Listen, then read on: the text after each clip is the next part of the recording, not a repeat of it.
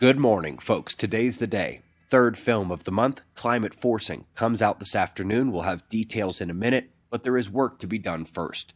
Starting with our star at spaceweathernews.com, we find the last 24 hours exceedingly quiet. Coronal hole quite prominent there. The letter of the day is T. No sunspots, no solar flares, but the solar wind remains intensified from that stream that we showed beginning to impact yesterday. Sparse high readings, but the bulk is a moderate intensity stream only. Earth's magnetic field is handling it this morning with virtually no instability. Something of note here. Got a bit of a linear clustering of interior planets in the system right now, numerous conjunctions and heliocentric oppositions unfolding in this week to 10-day span, and that is indeed what you are seeing on SOHO. Glare wings occur because the super-sensitive camera is meant to pick up the light from the normally invisible solar wind. Planets reflecting, oversaturating.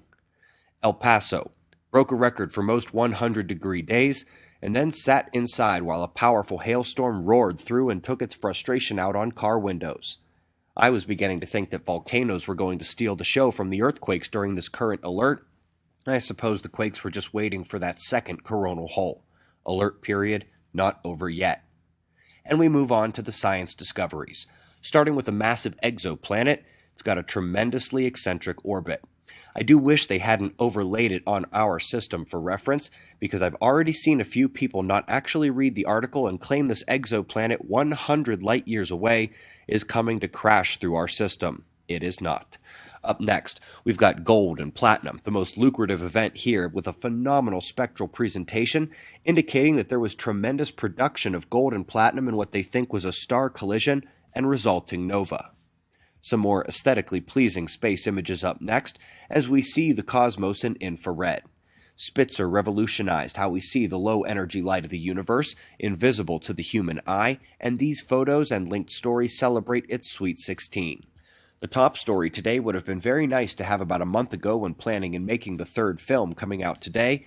It's a critical examination of electron action in the aurora, demonstrating discrete versus electron belt-driven particle precipitation, and they are beginning to fully comprehend what we call the total vertical column of modulation. You'll hear that a bunch this afternoon in the third film, and in their altitude-discriminated readings, they show how space weather utterly changes the electron bombardment of the ionosphere and upper atmosphere.